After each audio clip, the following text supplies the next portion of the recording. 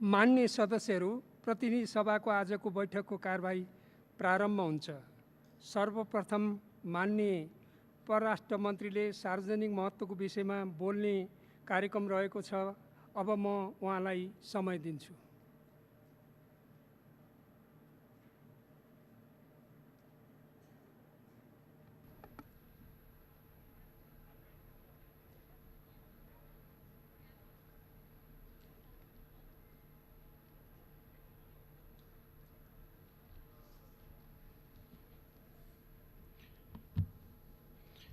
सम्मानीय सभामुख महोदय,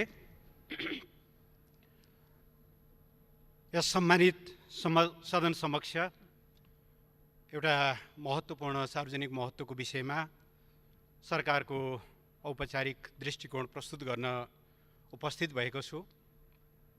सम्मानीय सभामुख महोदय, अहिले सिङ्गो विश्व कोभिड-19 अर्थात् कोरोना भाइरसको महामारी विरुद्ध अत्यन्त कठिन लडाईँ लडिरहेको छ र दक्षिण एसियाका हामी सबै मुलुकहरू पनि त्यही महामारीको विरुद्ध एकमात्र कार्यसूची बनाएर एकमात्र प्राथमिकता बनाएर लडिरहेका छौँ। सबैको ध्यान यही विषयमा केन्द्रित भइरहेको बेला अस्ति वैशाख 26 गते 2077 तदनुसार 8 मे 2020 का दिन भारतले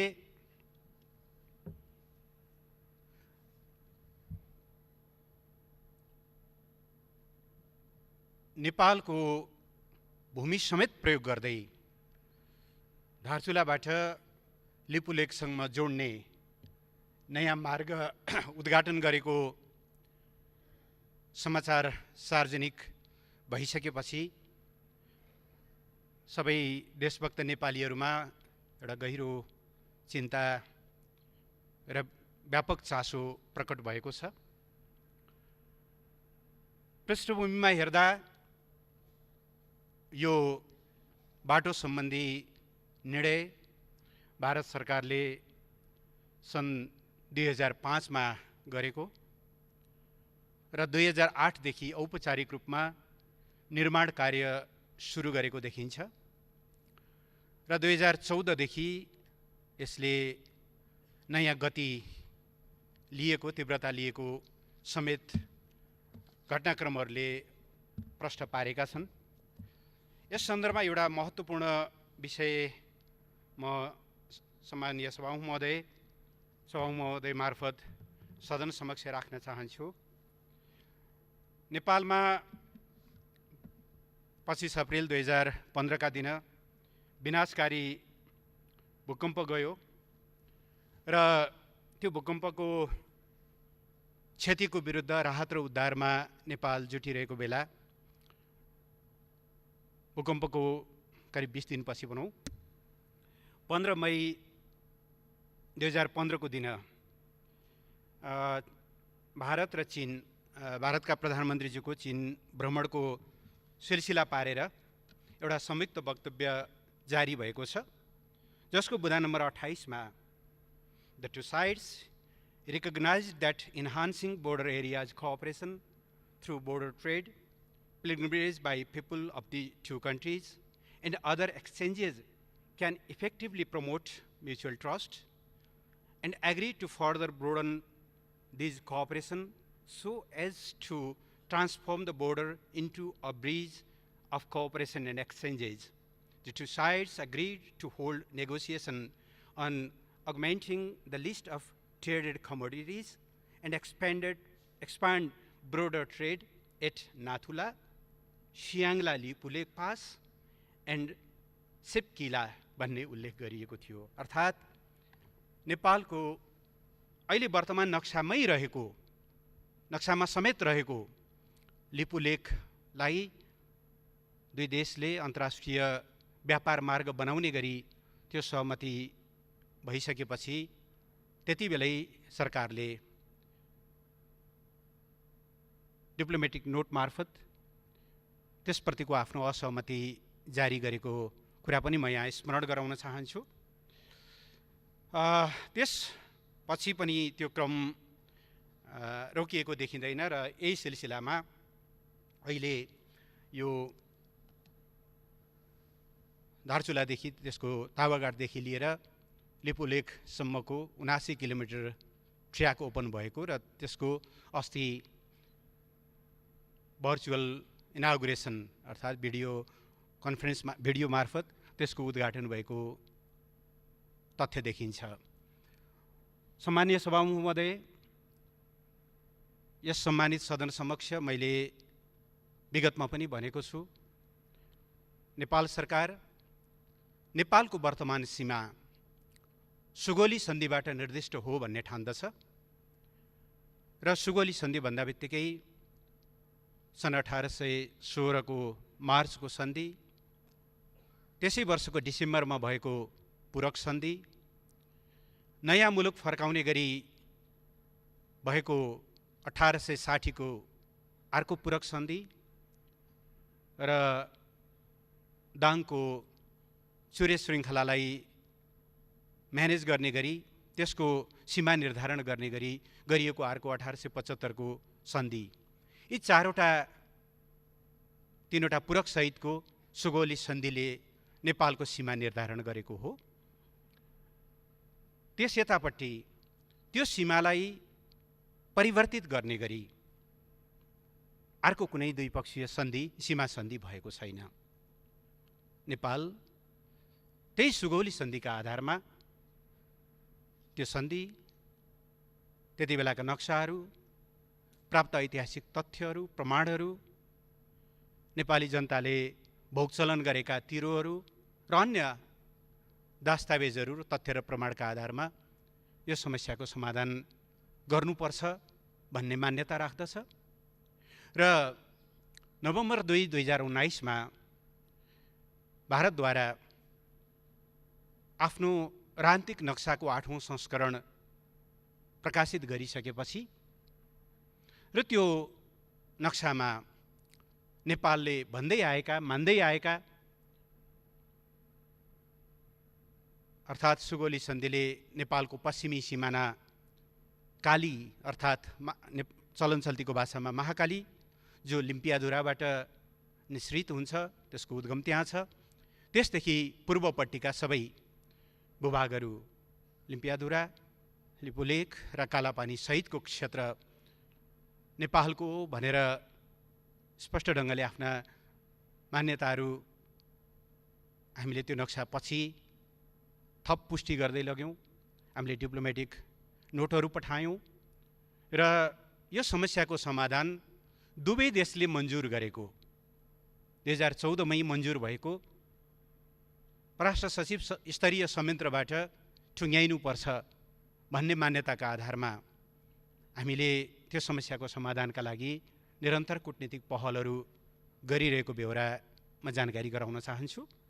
यही पृष्ठभूमिमा हामीले प्रस्तावित गरेको डेटको औपचारिक जवाफ समेत प्राप्त नभइकन अथवा नदिइकन अस्ति जुन बाटोको उद्घाटन गरिएको छ, नेपाली टेरिटोरी समेत प्रयोग गरेर यसप्रति नेपाल सरकारको गम्भीर ध्यानाकर्षण भएको छ र त्यस सम्बन्धमा नेपाल सरकारको दृष्टिकोण मैले औपचारिक रूपमा सदन समक्ष प्रस्तुत गर्न चाहन्छु। हामीले हिजो शनिबारको दिन नेपाल सरकारको आधिकारिक दृष्टिकोण देहाय बमोजिम प्रस्तुत गरेका छौँ। म त्यो वाचन गर्ने र यहाँ टेबल गर्ने अनुमति चाहन्छु। The government of Nepal has learned with regret about the inauguration yesterday by India of link road connecting of Lipu Lake, Nepal, which passes through Nepali territory. The government of Nepal has consistently maintained that, as per the Sugauli Treaty 1816, all the territories east of Kali, Mahakali River, including Limpiadhura, Kalapani, and Lipu Lake, belong to Nepal. This was reiterated by the government of Nepal several times in the past, and most recently through a diplomatic note addressed to the government of India, dated 20th November 2019, in response to the new political map issued by the latter. This unilateral act runs against the understanding reached between the two countries, including at the level of prime ministers, that a solution to boundary issues would be sought through negotiation. The government of Nepal remains committed to seek diplomatic solution to boundary issues on the basis of the historical treaty, documents, facts, and maps, in keeping with the spirit of close and friendly ties between the two countries. In light of this development, the government of Nepal calls upon the government of India to refrain from carrying out any activity inside the territory of Nepal. It may be recalled that the government of Nepal had expressed its disagreement in 2015 through separate diplomatic notes addressed to the governments of both India and China, when the two sides agreed to include Lipu Lake Pass as a bilateral trade route without Nepal's consent in the joint statement issued on 15th May 2015 during the official visit of the Prime Minister of India to China. The government of Nepal re-emphasized that pending boundary issues between the two countries should be resolved through diplomatic means. With this in mind, the government of Nepal has proposed twice the dates for holding the meeting of the foreign secretaries of the two countries, as mandated by their leaders, for which the response from the Indian side is still awaited. It may be noted that the two governments had constituted the Eminent Persons Group EPG on Nepal-India relations with a mandate to recommend measures and institutional framework with a view to elevating the existing relations to a new height. The group has concluded its task and prepared a consensus report. The government of Nepal is ready to receive the report and believes that it will be in the interest of two countries to implement its recommendations, which will also help address the outstanding issues left by the history, thereby paving the way for ever stronger neighborly relations. Ministry of Foreign Affairs, Singadarbar, Kathmandu, 9th May 2020. यो आधिकारिक धारणासँगै सम्मानीय सभामुखज्यू म सत्तारूढ Nepal communist पार्टीलाई धन्यवाद दिन चाहन्छु, जसका अध्यक्ष एवं सम्मानीय प्रधानमन्त्री केपी शर्मा ओली र अध्यक्ष एवं पूर्व प्रधानमन्त्री पुष्पकमल दाहाल प्रचण्डले हिजो नै एउटा स्पष्ट वक्तव्य जारी गर्नुभएको छ। यस सम्बन्धमा सत्तारूढ पार्टीको दृष्टिकोण सार्वजनिक गर्दै म धन्यवाद दिन चाहन्छु प्रमुख विपक्षी दललाई, जसका प्रवक्ताले यस सम्बन्धमा आफ्नो दृष्टिकोण प्रष्ट पार्नुभएको छ। राप्रपाका नेता पूर्व उपप्रधान तथा परराष्ट्र मन्त्री कमल थापाज्यू, पूर्व प्रधानमन्त्रीले अस्ति डाक्टर बाबुराम भट्टराईले सदनमा त्यस विषयमा आफ्नो धारणा बताउनु भएको छ। राष्ट्रिय जनमोर्चा लगायत प्राय सबै राजनीतिक दलहरूले यस सम्बन्धमा एउटा युनानिमिटी, एउटा एक स्वरमा यसको बारेमा राष्ट्रिय हितको पक्षमा आफ्नो दृष्टिकोण सार्वजनिक गर्नुभएको छ। म सबै राजनीतिक दल र नेताजीहरूलाई धन्यवाद दिन चाहन्छु। यसले राष्ट्रियताको यस कठिन सङ्घर्षमा सरकारलाई बल पुगेको छ र सिङ्गो देश यस मामलामा युनिफाइड छ, एकताबद्ध छ भन्ने कुरा पनि यसले प्रष्ट पारेको छ। म उहाँहरू सबैलाई धन्यवाद दिन चाहन्छु। म नेपाल सरकारको तर्फबाट फेरि एकचोटि यो समस्याको नेपालले कूटनीतिक समाधान चाहेको छ। एकातिर नेपालको राष्ट्रिय हितलाई सर्वोपरि राखिनेछ, त्यसमा सम्झौता रहित अडान राखिनेछ, सँगसँगै असल छिमेकीपन, असल मित्रताको भावनालाई पनि हामीले सँगसँगै अगाडि लैजानेछौँ।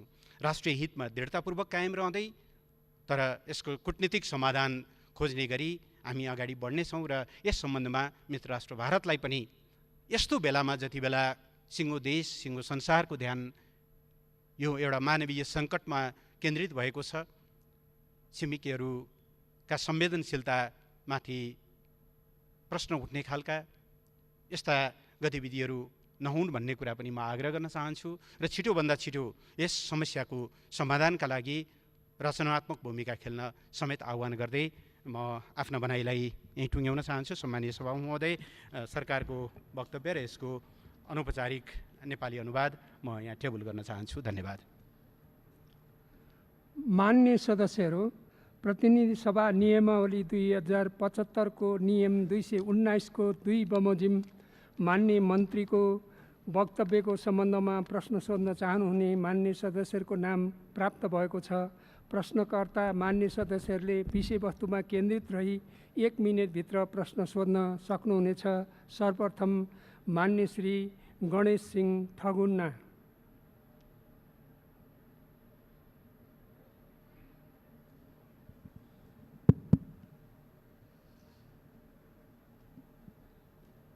सम्माननीय सभामुख महोदय, नेपाल सरकारले लिम्पियाधुरा लिपुलेक कालापानी क्षेत्रको सीमा विवाद बारे र सो क्षेत्रमा भारतीय पक्षले निर्माण गरिरहेका सडक लगायत पूर्वाधार निर्माण बारे लिएको अडान स्वागतयोग्य छ, जसको म प्रशंसा गर्न चाहन्छु।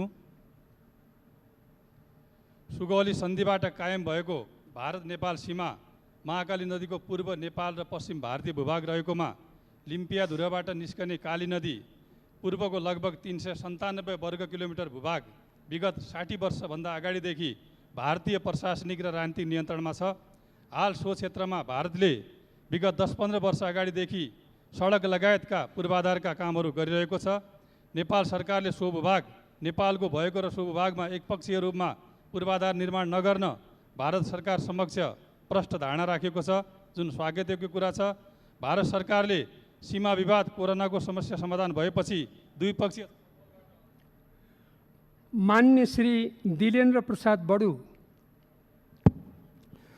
सम्माननीय सभामुख महोदय, धेरै लामो निन्द्रापछि आज बिउजे जस्तो छ एउटा डिप्लोमेटिक नोट पठाएको सुनियो। यो उद्घाटन आज उद्घाटन मात्रै भएको हो, कहिलेदेखि बन्न सुरु भयो यो सूचना यो सरकारसित थियो कि थिएन? त्यति बेला जति बेला यो एग्रिमेन्ट भयो चीन र भारतको बिचमा, त्यति बेला सुशील कोइरालाको सरकार थियो र उसले अत्यन्त गम्भीर प्रोटेस्ट नोट पठाएको थियो र त्यसपछि आज उद्घाटन हुँदासम्म यो सरकारले के नोट पठाएको छ, के लेखेको छ, यसको जानकारी अहिले चाहियो।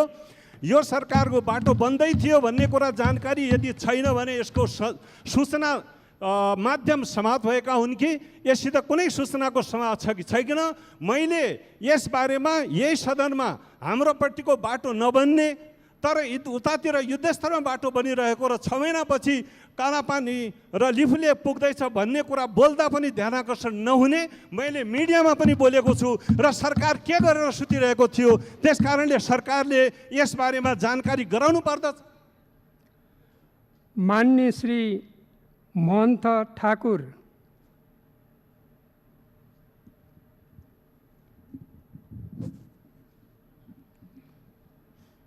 सम्मानीय सभामुख जी,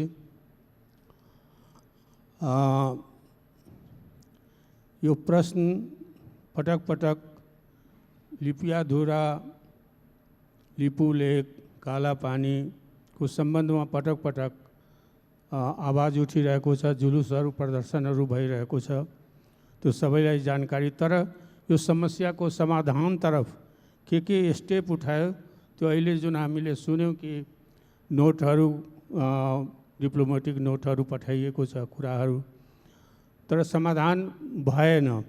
सर्वप्रथम यी जग्गाहरूमा हाम्रो कहीँ उपस्थिति छ कि छैन? लिपियाधुराको क्षेत्रमा बस्तीहरू देखिन्छ। पहिले पनि संसदमा चाहिँ संसदीय सर्वदलीय उसमा यो आएको थियो यो प्रश्न र त्यस बेला चाहिँ सरकारको एउटा अफिसर चाहिँ नक्साहरू लिएर ब्रिफ गर्न आएको थियो। त्यहाँ बस्ती देखिन्छ। म प्रश्न गर्दाखेरि डिस्कसनमा छलफल हुँदाखेरि ती बस्तीहरूको सम्बन्ध भारत सरकारसँग छ। मान्य श्री सरिता गिरी।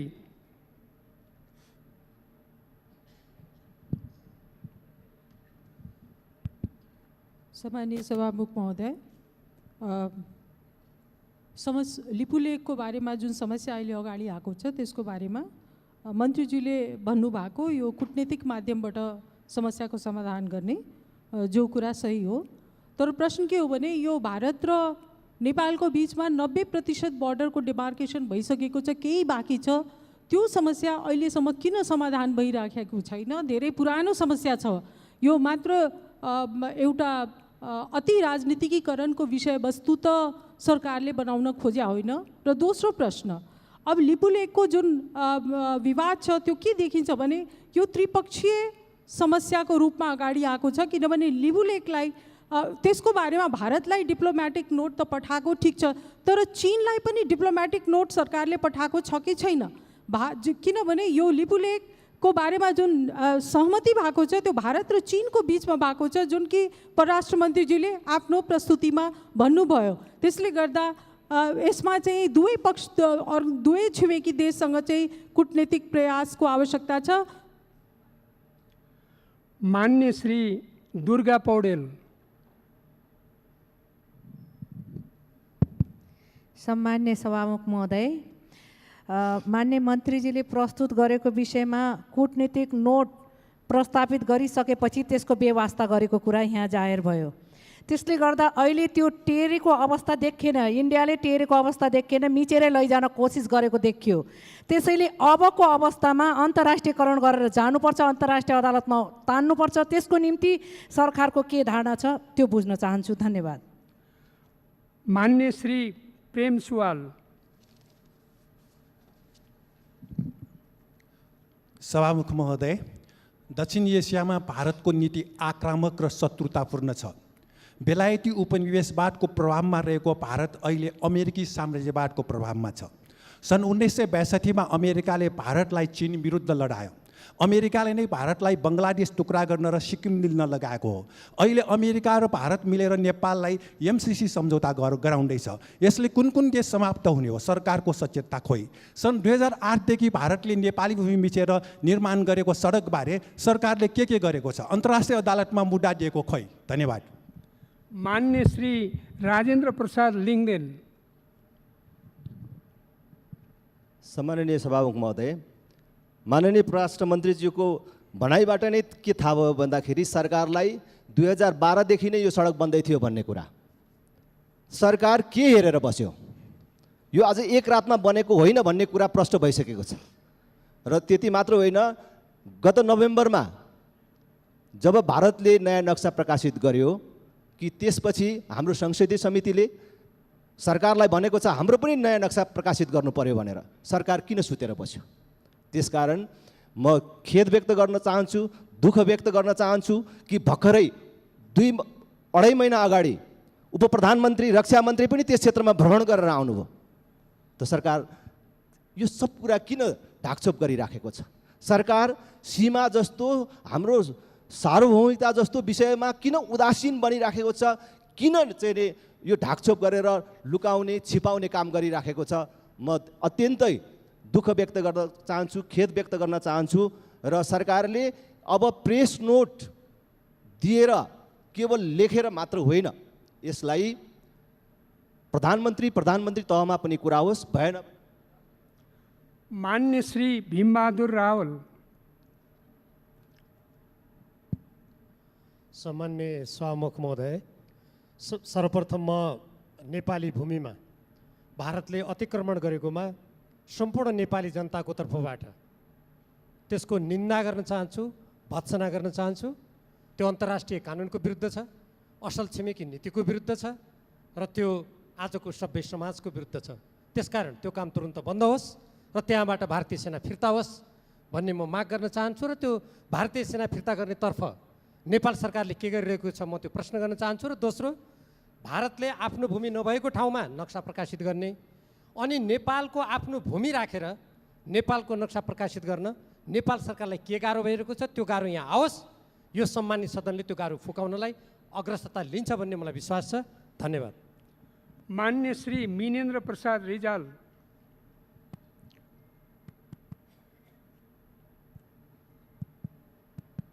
सभामुख महोदय, परराष्ट्र मन्त्रीजीले 2015 मा सरकारले प्रोटेस्ट नोट पठायो भन्नुभयो। त्यतिखेर प्रधानमन्त्री को थियो उहाँलाई सम्झना भएन। अहिले पार्टीका अध्यक्ष दुवैजनाको नाम भन्नु उहाँलाई सहज भयो, किनभने लामो स्मृति उहाँहरूसँग छैन। यसकारण छैन कि हिजो सुशील कोइराला प्रधानमन्त्री हुनुहुन्थ्यो र सुशील कोइरालाको देशभक्तिमाथि लान्छना लगाएर सरकार बनाएको थियो। त्यही चिज बोकेर आउनु भएको छ। अब अलि अगाडि सीमा अतिक्रमण भयो। सीमा अतिक्रमण हुँदा सरकारको कम्युनिस्ट पार्टीका दुईटा मोर्चा तयार भयो। एउटा मोर्चा गाली गर्ने, अर्को मोर्चा त्यसलाई डिफेन्ड गर्ने। त्यस्तै एमसिसीमा एउटा मोर्चा एमसिसीलाई सत्तो सराप गर्ने, अर्को मोर्चा एमसिसीलाई बोकेर हिँड्नुपर्छ भन्ने। यसमा पनि सरकार दुईटा मोर्चा खडा गरेर बस्ने हो कि परराष्ट्र मन्त्री के गर्न चाहनुहुन्छ? संसदसँग कहाँ सहयोग चाहनुहुन्छ? विपक्षी दलहरूले सहयोग गरिरहेछ भन्नु हो, अब गर्ने के हो? त्यसका लागि त्यो भन्नुहोस्। खालि यो प्रोटेस्ट नोट पठाउँछौँ, यसो गर्छौँ भन्ने मात्रैले पुगेन। मान्य श्री अनिल कुमार झा। सम्मान्य सभामुख महोदय, 2005, 2008, 2014, 2015देखि लिएर यो 2019सम्म नेपाल सरकारलाई त्यो भेगमा के भइरहेछ भन्ने कुरा थाहा छ भन्ने कुरा परराष्ट्र मन्त्रीज्यूको वक्तव्यबाट थाहा भयो। माननीय मोहन ठाकुरज्यूले अघि राखिरहनु भएको विषयलाई जोड्दै म के यहाँ जानकारी चाहन्छु परराष्ट्र मन्त्रीज्यूबाट भने के यो डिप्लोमेटिक च्यानलबाट पत्राचार भइरहेको र नेगोसिएसन भइरहेको कुरा लाई छोडेर अब यो वक्तव्यबाजी र जुलुस नाराले समस्या समाधान गर्ने वा अघि साथीहरूले भन्नुभयो जस्तै यसको सैन्य समाधान खोज्नेतिर देश जाँदैछ कि डिप्लोमेटिकै च्यानलबाट खोज्ने हो, त्यो बुझ्न चाहन्छु। धन्यवाद। मान्य श्री कृष्ण भक्त पोखरेल।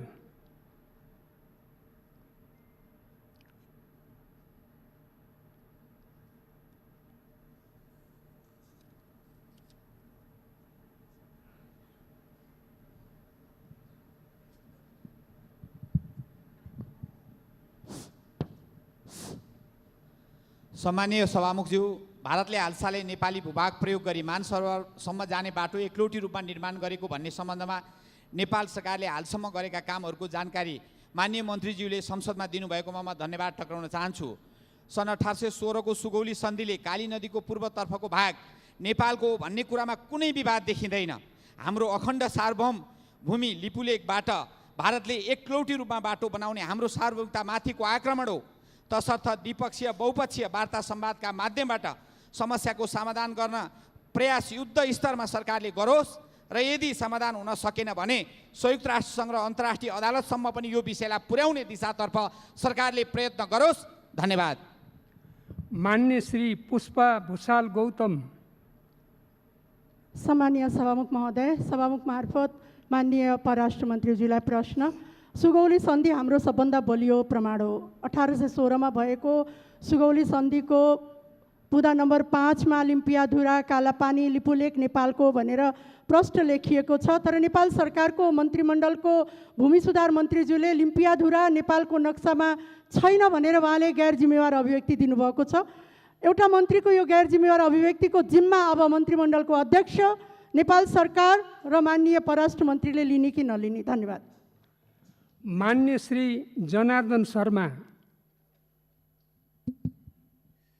सभामुख महोदय, भारतले नेपाली भूमिमा गरेको हस्तक्षेपको घोर भर्त्सना गर्दछु र नेपाल सरकारले डिप्लोमेटिक नोट जारी गरेको कुरा सुनियो र यो विगत लामो समयदेखि यो चल्दै आएको रहेको समस्यालाई समाधान गर्न डिप्लोमेटिक नोट मात्रै काफी छ कि समग्र उपायहरू लिएर अगाडि बढ्नुपर्छ? म सरकारलाई अनुरोध गर्न चाहन्छु सबै उपायहरू अगाडि बढाएर र सबै प्रमाणका आधारमा अगाडि बढ्नुपर्छ। चीन र भारतको सम्झौता मे 15, 2015मा भएको सम्झौताको बारेमा भएको सम्झौताले डिप्लोमेटिक नोटपछि के भएको छ त्यो पनि जानकारी गराउन म अनुरोध गर्छु। चीनलाई पनि यस खालको त्रिदेशीय एउटा चीनसँग पनि यो खालको त्यो सहमतिका विरुद्ध आपत्ति जनाउनुपर्छ भन्ने मेरो भनाइ छ। धन्यवाद। मान्य श्री गगन कुमार थापा। महोदय, भारतको हस्तक्षेप अतिक्रमणको घोर भत्सना गर्दछु। केही समय अगाडि रक्षा मन्त्रीजीले यो ठाउँको अवलोकन गर्नुभएको थियो। के त्यो तीर्थयात्रा थियो? थिएन भने उहाँले सरकारलाई के बताउनु भयो र सरकारले त्यो बिचमा के काम गर्यो? भारतले त प्रश्न बनिसक्यो, हामीले हाम्रो भूभागमा बनाएका हौँ र अब सङ्क्रमण सकिएपछि तपाईँहरूसँग छलफल गरौँला। के नेपालले अब रिग्रेट गरेर मात्र बस्ने हो वा हाम्रो भूमि तिमीलाई प्रयोग गर्न दिँदैनौ भनेर अब्जेक्ट गर्ने हो? हाम्रो भूमिमा 1 इन्च पनि तलमाथि भयो भने नेपालले छाड्नेवाला छैन भनेर प्रष्टसँग भन्ने हो। भारतको यो दादागिरी र चीनको न्यानो सहयोगको प्रतिरोध गर्न नेपाली काङ्ग्रेस, सिङ्गो नेपाली जनता तयार छ। सरकारले हामीबाट के सहयोगको अपेक्षा गरेको छ हामी जान्न चाहन्छौँ। धन्यवाद। मान्य श्री सुरेन्द्र प्रसाद पाण्डे।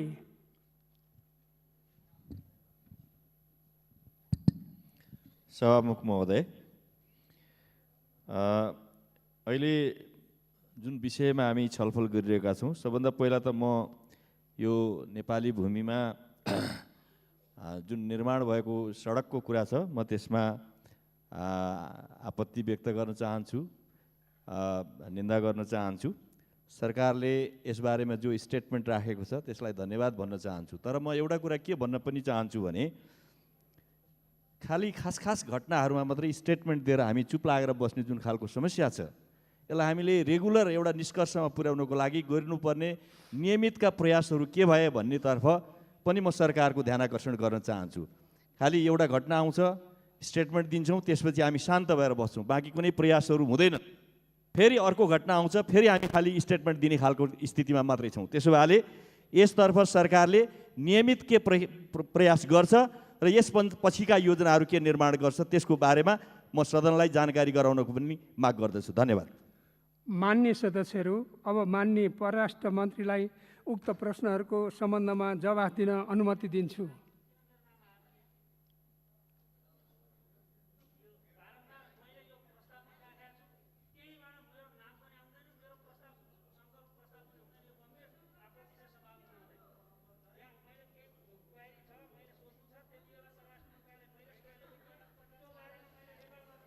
मान्य सदस्यहरू, तपाईँहरूको रेकर्ड भयो। यो दलीय आधारमा मुख्य सचेतक, प्रमुख सचेतकसित सल्लाह गरेर गरिएको कुरा हो, यो विषय परिस्थितिलाई ख्याल गरेर।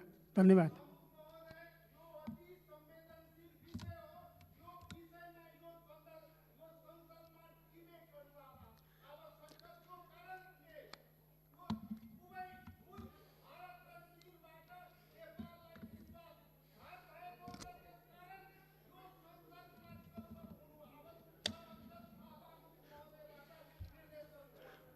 उपयुक्त समयमा छलफल हुन्छ, मेरो ध्यान आकर्षण भयो।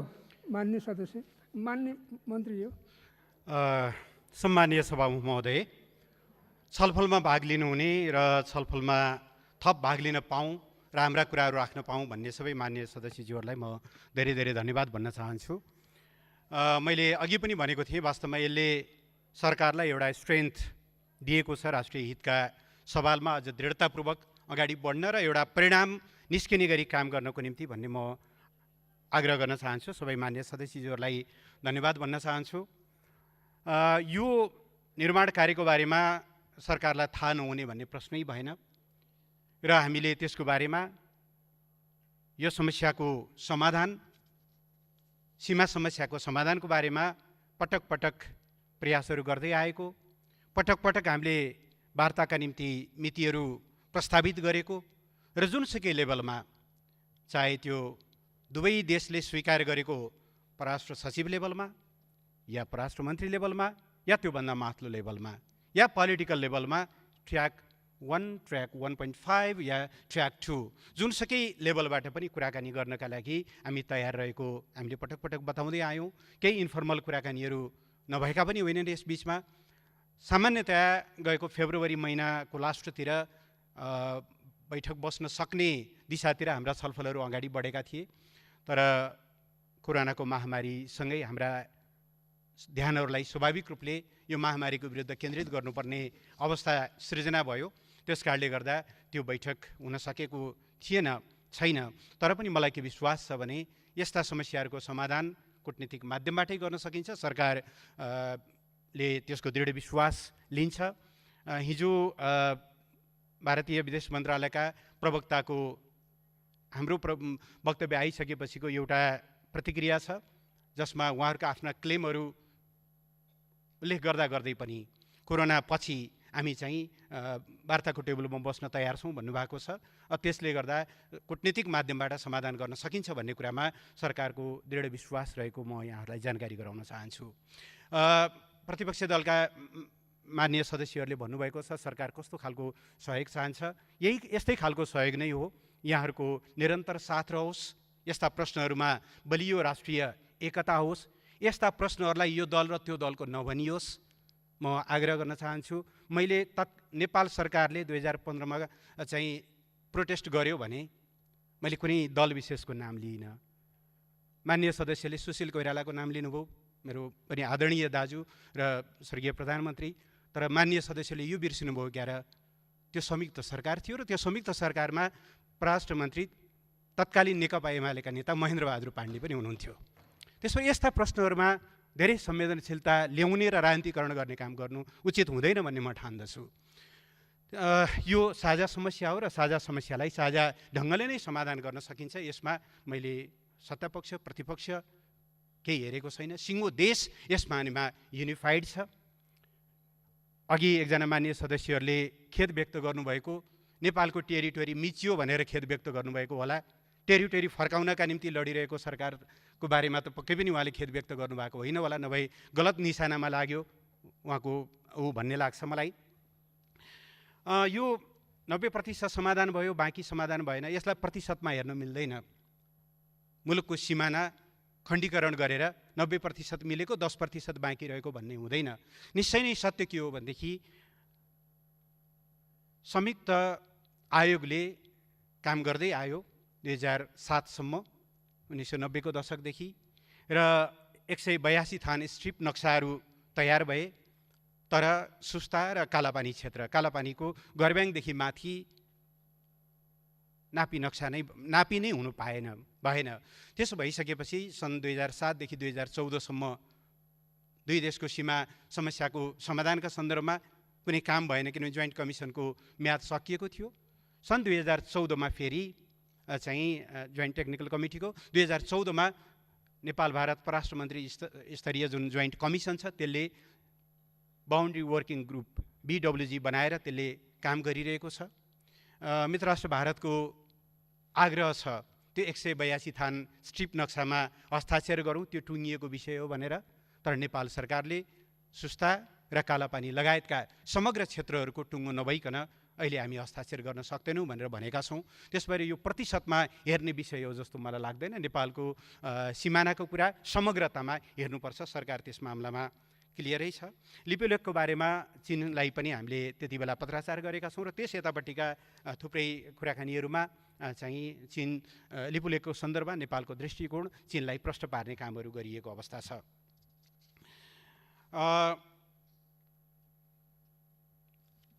यसबाहेक यसमा उदासीन हुनुपर्ने, ढाकछोप हुनुपर्ने कुनै प्रश्न नै भएन। सेना फिर्ताको सन्दर्भमा सम्माननीय प्रधानमन्त्रीले औपचारिक रूपमा आह्वान गर्नुभएको छ।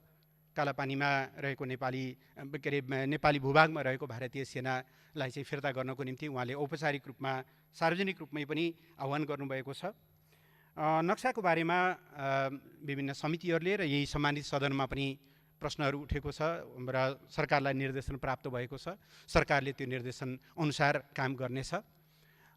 नक्सा सार्वजनिक गर्नु अगाडि त्यसको समग्र प्राविधिक पक्षहरू 1 इन्च पनि बढी हुन 1 इन्च पनि तल हुन नहुने सबै कुराहरूलाई पर्याप्त तयारी गरेर र सम्पूर्ण कुरालाई चाहिँ चेक जाँच गरेर सार्वजनिक गर्नुपर्ने भएको हुनाले केही समय लागेको हो। सम्मानित सदनको र संसदका विभिन्न समितिहरूले दिएको निर्देशन अनुसार नै सरकारले नक्सा सार्वजनिक गर्ने कुरामा कुनै समस्या रहने कुरा भएन।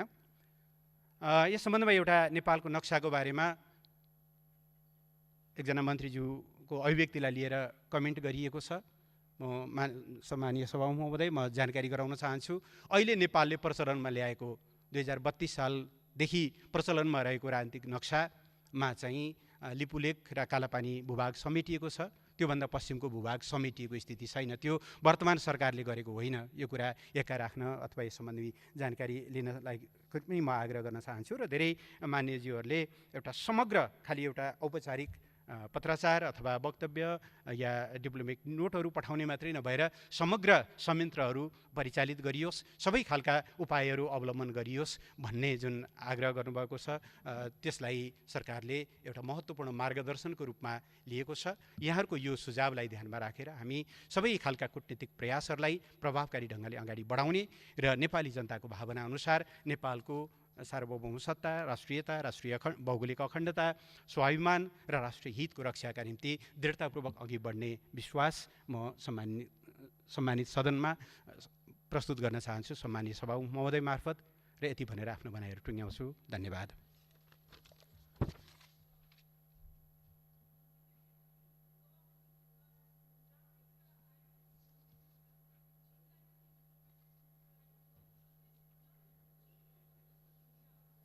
माननीय सदस्य, अब यो छलफल समाप्त भयो। फेरि अर्कोचोटि यसलाई छलफल गरौँला। माननीय सदस्यहरू, अब माननीय अर्थमन्त्री डाक्टर युवराज खतिवडालाई आर्थिक वर्ष 2077-78 को लागि विनियोजन विधेयकका सिद्धान्त प्राथमिकता सम्बन्धमा कर प्रस्ताव बाहेक माथि छलफल गरियोस् भनी प्रस्ताव प्रस्तुत गर्न अनुमति दिन्छु।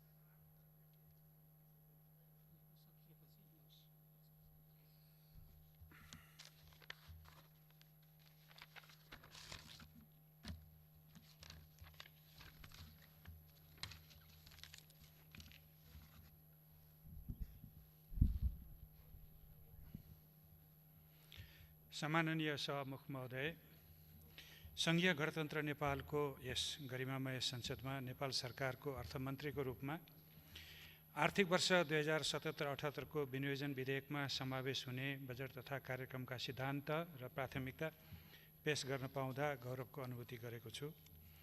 विश्वव्यापी महामारीको रूपमा फैलिएको कोरोना रोगको सङ्क्रमण रोक्ने र अर्थतन्त्रलाई चलायमान बनाइराख्ने चुनौतीहरूको एकै पटक सामना गर्नुपर्ने कठिन परिस्थितिका बीच आगामी आर्थिक वर्षको विनियोजन विधेयकका सिद्धान्त र प्राथमिकता प्रस्तुत गरिरहँदा मैले गहन जिम्मेवारी बोध गरेको छु। यी चुनौतीहरूलाई सम्बोधन गर्दै विकास, सुशासन र समृद्धिको यात्रा सुचारू गर्ने मूल ध्येयका साथ आगामी आर्थिक वर्षको बजेट तथा कार्यक्रमका सिद्धान्त र प्राथमिकता यस सम्मानित संसदमा पेश गर्ने अनुमति चाहन्छु। कोरोना रोगको महामारीबाट विश्वमै ठुलो मानवीय र आर्थिक क्षति भएको छ भने मनोवैज्ञानिक त्रास पनि सृजना भएको छ। कोभिड-19 नाम दिएको यो रोगले सृजना गरेको स्वास्थ्य सङ्कट न्यूनीकरण गर्न चालिएका कदमहरूबाट विश्व अर्थतन्त्र नै प्रभावित हुन पुगेको छ। मानव जीवनमाथिको यो विश्वव्यापी सङ्कटले विकासका सिद्धान्त, मान्यता र प्राथमिकताहरू पुनः परिभाषित हुन थालेका छन्। नेपाल सरकारले कोरोना रोग सङ्क्रमणको जोखिम घटाउन पूर्व सावधानी अपनाए अन्तर्राष्ट्रिय हवाई उडान बन्द गरेको, अन्तर्राष्ट्रिय सीमा नाकाबाट हुने आवत जावत रोकेको र आन्तरिक आवागमनमा समेत रोक लगाएका कारण सङ्क्रमितको सङ्ख्या न्यून रहेको छ भने मानवीय क्षति अहिलेसम्म बेहोर्नु परेको छैन। यस विपदको सामना गर्न सबै नेपालीले देखाएको ऐक्यबद्धतालाई सरकारले उच्च मूल्याङ्कन गरेको छ। विद्यमान चुनौती सामना गर्ने क्रममा अभूतपूर्व क्रियाशीलताका साथ जनप्रतिनिधिहरूले नागरिकको सुरक्षा र सेवामा देखाएको तदारुकता र समर्पणबाट सङ्घीयताको औचित्य र महत्त्व स्थापित भएको छ। कोरोनाको सङ्क्रमण जोखिम न्यूनीकरण गर्न अवलम्बन गरिएका राष्ट्रिय तथा अन्तर्राष्ट्रिय कदमहरूबाट देशले गम्भीर आर्थिक समस्याको सामना गर्नु परेको छ। हाम्रो बाह्य क्षेत्रसँगको श्रम, पर्यटन, व्यापार तथा लगानीका क्षेत्रहरूमा कायम रहेको अन्तरआबद्धताको कारण श्रम बजार, निर्माण, उत्पादन, पर्यटक आगमन र आपूर्तिको श्रृङ्खलामा गहिरो प्रभाव परेको छ। अर्थतन्त्रका अन्य क्षेत्र पनि कुनै न कुनै रूपमा प्रभावित भएका छन्। आगामी आर्थिक वर्षको बजेटले वर्तमान सरकारले अघि बढाएको विकास, सुशासन र समृद्धिको मार्गमा कोभिड-19 को कारण परेको असर निराकरण गर्दै अर्थतन्त्रलाई गतिशील तुल्याउनु पर्ने भएको छ।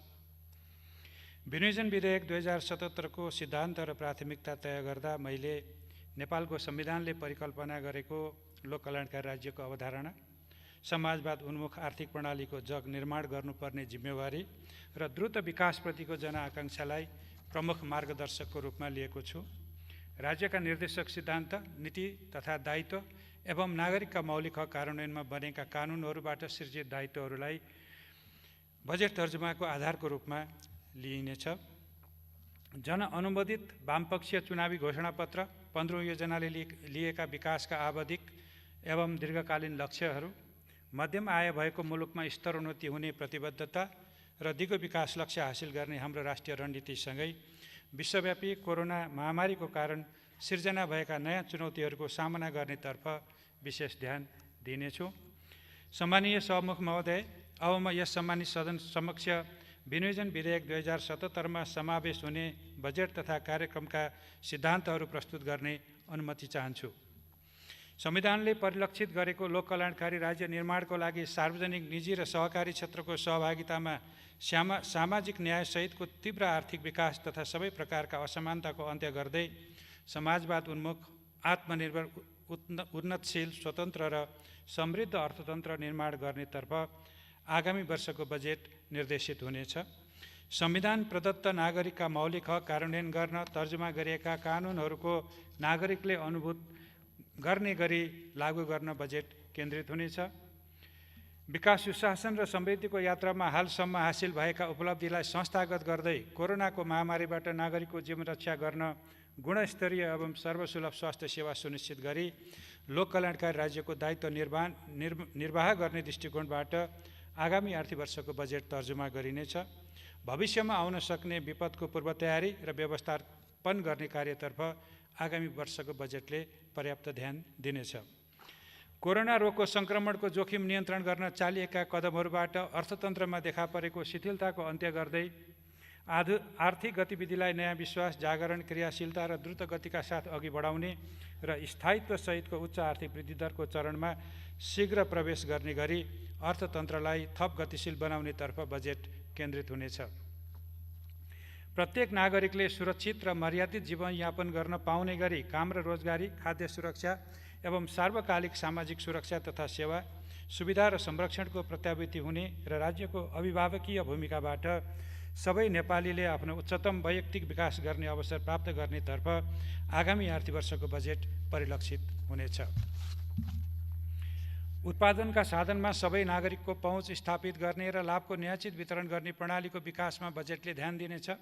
विपन्नता, गरिबी र असमानताको शीघ्र अन्त्य गर्न सुविधाविहीन र कमजोर वर्ग, क्षेत्र तथा समुदायलाई राज्यको तर्फबाट विशेष व्यवस्था गरिनेछ। सङ्घीयता कार्यान्वयनमा हालसम्म हासिल भएका उपलब्धिहरूलाई संस्थागत गर्दै सङ्घ, प्रदेश र स्थानीय तहको समन्वयात्मक प्रयासबाट उपलब्ध सबै साधन, स्रोत, क्षमता र सम्भावनाहरूको दिगो रूपमा अधिकतम उपयोग गरी द्रुत विकास गर्न आगामी वर्षको बजेट निर्दिष्ट हुनेछ।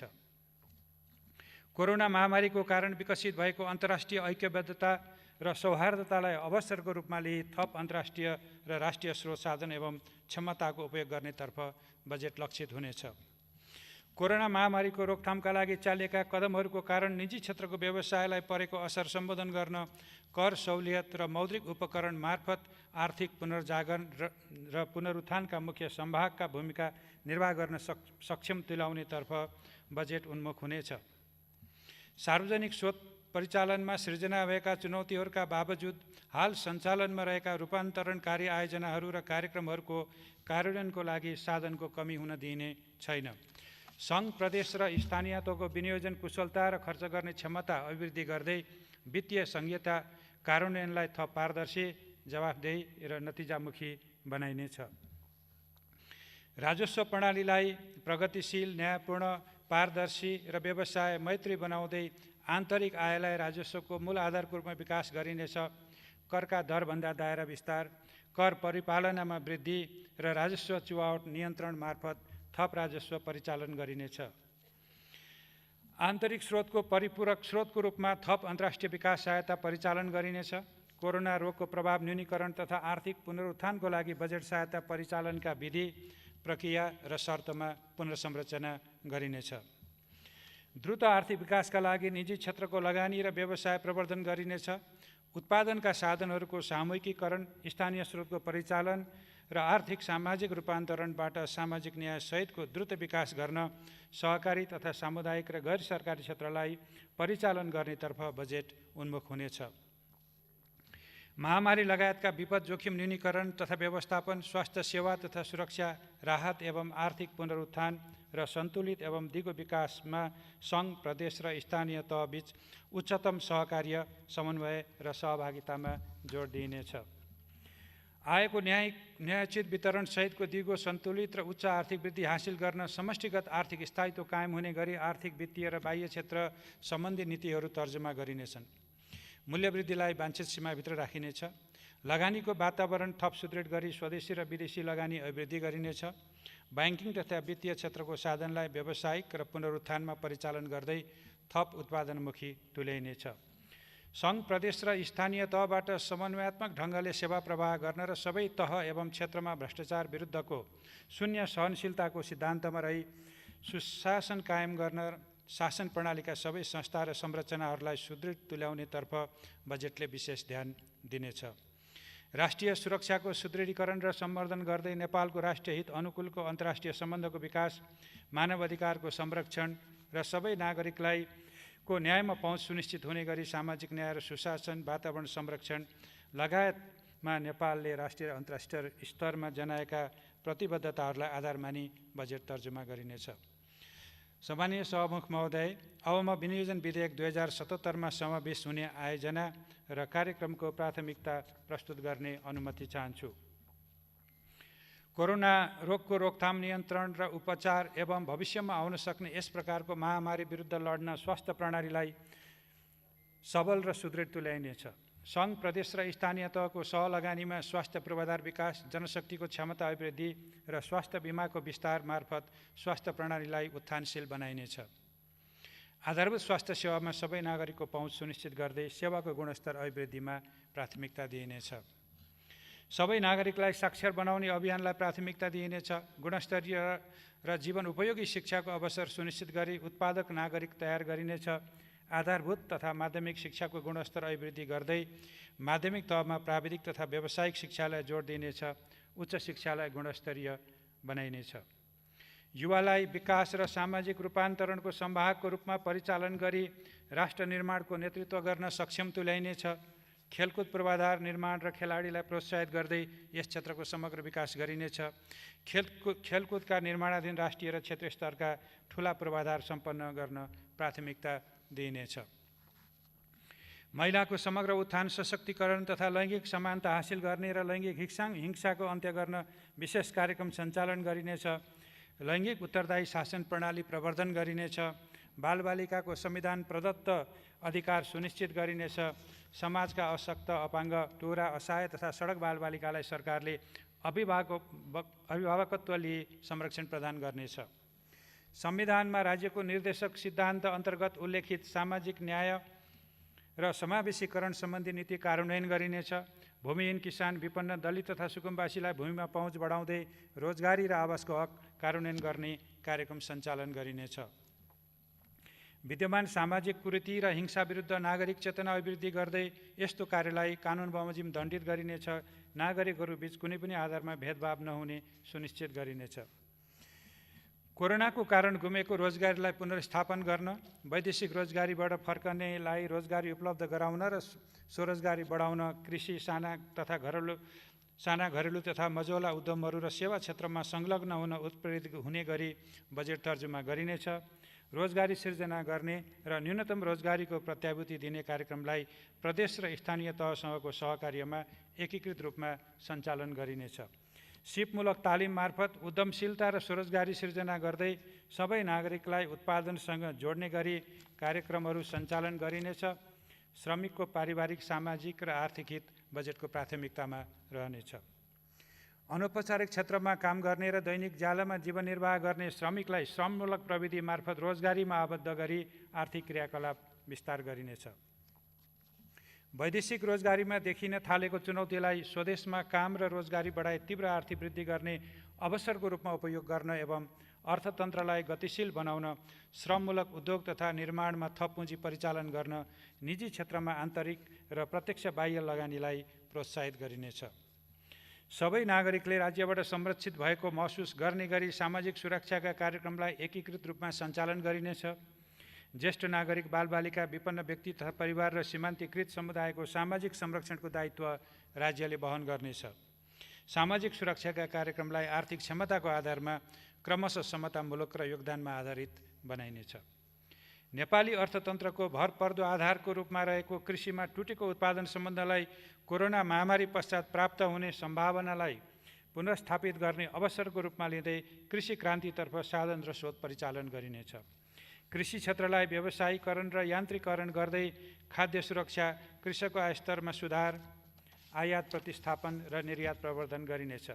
कृषि क्षेत्रमा सिँचाइको व्यवस्था सहित कृषि सामग्री प्रविधि र बजार सुनिश्चित गरिनेछ। भूमि ब्याङ्कको अवधारणा कार्यान्वयनमा ल्याई उपयोगविहीन जमिनको उत्पादनशील उपयोग गरिनेछ। जमिनको चक्लाबन्दीलाई प्रोत्साहित गरी सहकारी कृषक समूह र संस्था मार्फत सामूहिक खेती अभियान सञ्चालन गर्न प्राथमिकता दिइनेछ। निजी क्षेत्रको नवप्रवर्तन, सक्षमता, स्रोत, साधन एवं उद्यमशीलताको पूर्ण उपयोग गर्दै आर्थिक क्षमता बढाउने, थप रोजगारी सिर्जना गर्ने तथा सरकार र निजी क्षेत्रबीच आदर्श साझेदारीको माध्यमबाट राष्ट्रिय पुँजी निर्माणको गतिलाई तीव्रता दिनेतर्फ बजेटले प्राथमिकता दिनेछ। स्वदेशी कच्चा पदार्थमा आधारित उच्च मूल्य अभिवृद्धि गर्ने र निर्यातमूलक उद्योग स्थापना गर्न प्रोत्साहित गरिनेछ। आयात प्रतिस्थापन गर्ने उद्योगहरूलाई संरक्षण गरिनेछ। Hotel, restaurant, airlines, travel, trekking, पर्वतारोहण लगायतको सम्पूर्ण पर्यटन क्षेत्रको पुनरुत्थानलाई उच्च प्राथमिकता दिइनेछ। पर्यटन गन्तव्य र वस्तुलाई विविधीकरण गर्नुको साथै पर्यटन पूर्वाधारको विस्तार गरिनेछ। विमानस्थल निर्माण र स्तरोन्नतिको कार्य अगाडि बढाइनेछ। आन्तरिक पर्यटन र संरक्षित क्षेत्र लक्षित पर्यटनका माध्यमबाट ग्रामीण उद्यम र स्थानीय उत्पादन वृद्धिलाई जोड दिनेछ। भाषा, साहित्य, कला र संस्कृतिको सम्वर्धन र प्रवर्धन गरिनेछ। वन क्षेत्रको दिगो उपयोग गर्न वैज्ञानिक वन व्यवस्थापनको माध्यमबाट वन पैदावारलाई उद्यम र आर्थिक विकाससँग जोडिनेछ। वन तथा वातावरण संरक्षण र जलवायु परिवर्तन न्यूनीकरण र अनुकूलनलाई प्राथमिकता दिँदै विकास आयोजना सञ्चालन गरिनेछ। आधारभूत खानेपानी सेवामा सबै नागरिकको पहुँच एवं खानेपानीको गुणस्तर अभिवृद्धि बजेटको प्राथमिकता हुनेछ। सरसफाइमा हासिल भएका उपलब्धिलाई सुदृढ तुल्याउँदै थप सुधारका कार्य अघि बढाइनेछ। जलस्रोतको दिगो र बहुआयामिक उपयोग गर्ने गरी बजेट व्यवस्था गरिनेछ। प्रतिफलको आधारमा सम्भाव्य देखिएका नदी पथान्तरण आयोजनाको निर्माण सुरु गरिनेछ। नदी नियन्त्रणका आयोजनाहरू व्यवस्थित रूपमा अगाडि बढाइनेछ। नदी नियन्त्रणबाट जमिन उकास गरी त्यसको बहुउपयोग गरिनेछ। आधुनिक र स्वच्छ ऊर्जामा सबै नेपालीको पहुँच स्थापित गर्न सुरु गरिएका आयोजनाहरूको कार्यान्वयनलाई तीव्रता दिइनेछ। जलविद्युत, सौर्य, जैविक, वायु लगायतका नवीकरणीय ऊर्जाको विकास मार्फत दिगो ऊर्जा उपलब्धता र कार्बन उत्सर्जन न्यूनीकरणमा योगदान गरिनेछ। अन्तर्देशीय प्रसारण लाइनको निर्माणलाई तीव्रता दिई विद्युत व्यापारको थप पूर्वाधार तयार गरिनेछ। विद्युत आपूर्तिलाई भरपर्दो बनाई विद्युतको आन्तरिक खपत बढाउन थप प्रोत्साहित गरिनेछ। सडक निर्माणलाई प्राथमिकतामा राखी निर्माणाधीन द्रुत मार्ग, व्यापारिक मार्ग, उच्च गतियुक्त राजमार्ग, शाखा सडक र अन्य रणनीतिक र स्थानीय तहका केन्द्र जोड्ने सडक निर्माणमा आवश्यक स्रोत व्यवस्थापन गरिनेछ। सुरुङ मार्ग, रेलमार्ग तथा जलमार्गका आयोजनाहरूको कार्यान्वयनलाई तीव्रता दिइनेछ। शहरी क्षेत्रमा विद्यमान यातायातको चापलाई व्यवस्थित गरी यात्रुलाई सुविधाजनक परिवहन सेवा उपलब्ध गराउन सार्वजनिक यातायात सेवाको सञ्चालनलाई प्रोत्साहित गरिनेछ। सुरक्षित आवास, महत्त्वपूर्ण सार्वजनिक भवन र अन्य शहरी पूर्वाधारको निर्माण तथा विकासमा जोड दिइनेछ। भूकम्पपछिको पुनर्निर्माणका अधिकांश कार्यहरू आगामी आर्थिक वर्षभित्रै सम्पन्न गरिनेछ। विपद व्यवस्थापनका जिम्मेवार निकायहरूको संस्थागत क्षमता विकास गर्दै विपद व्यवस्थापनमा स्थानीय तहको नेतृत्वदायी भूमिका सुनिश्चित गरिनेछ। सार्वजनिक निर्माणमा संलग्न निकाय तथा निर्माण व्यवसायीहरूको क्षमता विकास र जवाफदेहिता सुनिश्चित गरिनेछ। निर्धारित समय र लागतमा आयोजना सम्पन्न गर्नुका साथै सम्पन्न आयोजनाहरूको गुणस्तर कायम गर्न आयोजना तर्जुमा, कार्यान्वयन र अनुगमनलाई प्रभावकारी तुल्याइनेछ। हाल उत्पन्न भएका विकासका नयाँ चुनौतीहरूलाई ध्यानमा राखी सञ्चालनमा रहेका र 15औं योजनामा प्रस्तावित कतिपय आयोजनालाई पुनः प्राथमिकीकरण गरी बजेट तर्जुमा गरिनेछ।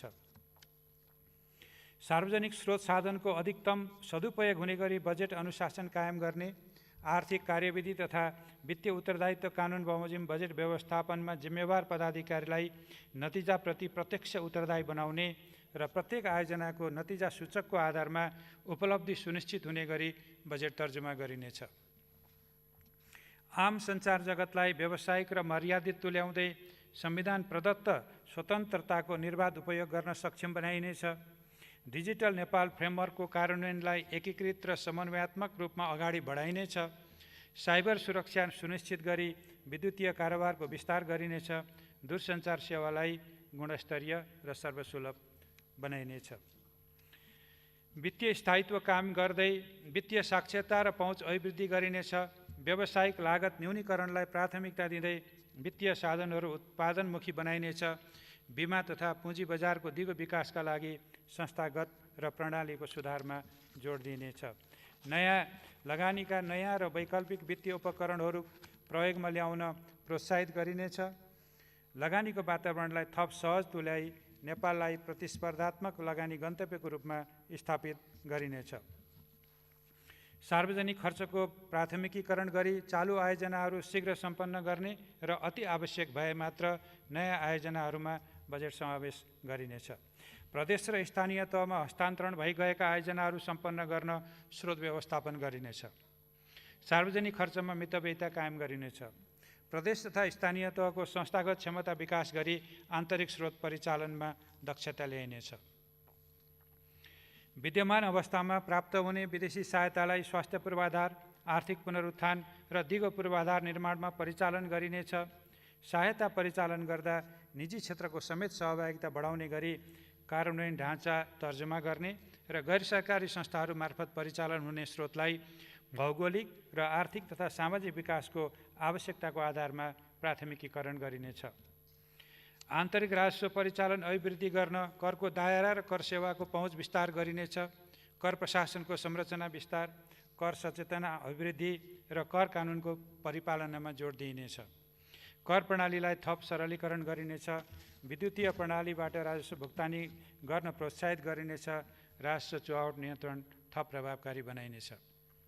तीनवटै तहको सार्वजनिक वित्त व्यवस्थापनलाई पारदर्शी बनाउन यथार्थ समयमा एकीकृत प्रतिवेदन प्राप्त हुने, वित्तीय जोखिम न्यूनीकरण गर्न आयोजना छनौट खर्च र आन्तरिक नियन्त्रणका मापदण्ड परिपालन गर्ने तथा अन्तर सरकारी वित्त हस्तान्तरणलाई विकास नतिजासँग आबद्ध गर्ने प्रणाली विकास गरिनेछ। राज्यका सबै पक्षमा सुशासन कायम गरिनेछ। भ्रष्टाचारजन्य क्रियाकलाप रोक्ने र भ्रष्टाचारप्रति सरकार शून्य सहनशील हुने नीति लिइनेछ। संवैधानिक निकायहरूको संस्थागत क्षमता अभिवृद्धि गरिनेछ। लोकतन्त्रको प्राणको रूपमा रहेको सुशासनको मान्यता र प्रयोगलाई नागरिकले अनुभूति गर्ने गरी अवलम्बन र परिपालना गरिनेछ। राष्ट्रिय सुरक्षा प्रणालीलाई सुदृढ बनाइनेछ। सुरक्षा निकायको आधुनिकीकरण गर्दै यस क्षेत्रलाई व्यावसायिक तुल्याइनेछ।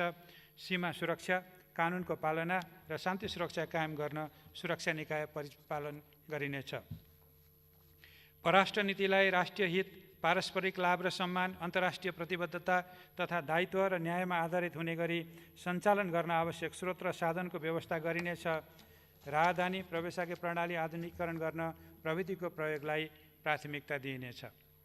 समग्रमा आगामी बजेट मूलतः कोभिड-19 को कारणबाट परेको बहुपक्षीय असरको निराकरण, पूर्वाधारसहितको गुणस्तरीय स्वास्थ्य सेवाको विस्तार, निजी क्षेत्रका लागि प्रोत्साहनसहित आर्थिक पुनरुत्थान, राष्ट्रिय पुँजी निर्माणमा प्रोत्साहन, थप काम र रोजगारीको सिर्जना, सार्वकालिक सामाजिक सुरक्षा र संरक्षण, सार्वजनिक सेवाको सहज उपलब्धता, सबै क्षेत्रमा आधुनिक प्रविधिको विस्तार, नागरिक सेवा र सुशासन मार्फत सामाजिक न्यायसहितको समृद्धि हासिल गर्नेतर्फ उन्मुख हुनेछ।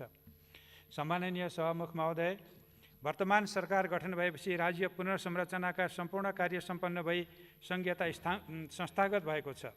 समृद्ध नेपाल, सुखी नेपालीको राष्ट्रिय आकांक्षा हासिल गर्न तयार भएका आर्थिक, सामाजिक र सुशासनका भरपर्दा आधारशिलालाई सबल बनाउँदै हाल उत्पन्न भएको नयाँ परिस्थितिको सामना गरी हामीले तय गरेको आर्थिक प्रणाली र विकास प्राथमिकतालाई अघि बढाउनु आवश्यक छ।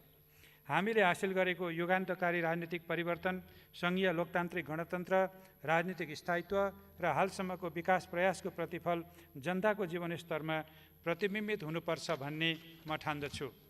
सरकारका गत 2 वर्षका आर्थिक नीति कार्यक्रम एवं बजेटबाट विकासले गति लिनुका साथै आम नागरिक, व्यवसायी, लगानीकर्ता र विकास साझेदारहरू समेत उत्साही भएको अवस्थामा कोरोना रोगको कारण केही शिथिलता देखिए पनि भूकम्पपछि छिट्टै उठे चाहिँ हामी फेरि माथि उठ्ने नै छौँ। आगामी आर्थिक वर्षको बजेट यसै लक्ष्यमा अघि बढ्ने प्रतिबद्धता म यस सम्मानित संसद समक्ष व्यक्त गर्न चाहन्छु। मैले यस सम्मानित सदन समक्ष पेश गरेको विनियोजन विधेयक 2077मा समावेश हुने बजेट तथा कार्यक्रमका सिद्धान्त र प्राथमिकतामा मान्य सदस्यज्यूहरूबाट गहनतम छलफल भई आगामी आर्थिक वर्षको बजेट निर्माणमा रचनात्मक र सामयिक सुझाव प्राप्त हुने अपेक्षा गरेको छु। मान्य सदस्यज्यूहरूबाट प्राप्त हुने सुझावहरूलाई आगामी आर्थिक वर्षको बजेट निर्माण गर्दा मार्गदर्शनको रूपमा लिने प्रतिबद्धता समेत व्यक्त गर्न चाहन्छु। धन्यवाद। सम्माननीय सभामुख महोदयको अनुमतिले अब 2077-78 लागि विनियोजन विधेयकका सिद्धान्त र प्राथमिकता सम्बन्धमा कर प्रस्ताव बाहेक माथि छलफल गरियोस् भनी प्रस्ताव गर्दछु। धन्यवाद।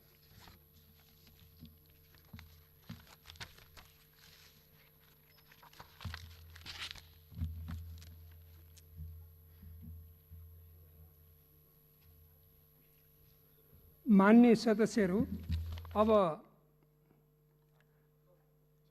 2077-78 को लागि विनियोजन विधेयकका सिद्धान्त र प्राथमिकता सम्बन्धमा कर प्रस्ताव बाहेक माथिको छलफल यही 2077 साल वैशाख 29 र 30 गते हुने बेहोरा जानकारी गराउँछु। मान्य सदस्यहरू, अब अर्को बैठक 2077 साल वैशाख 29 गते सोमबार बिहान 11 बजे बस्ने गरी यो बैठक स्थगित हुन्छ।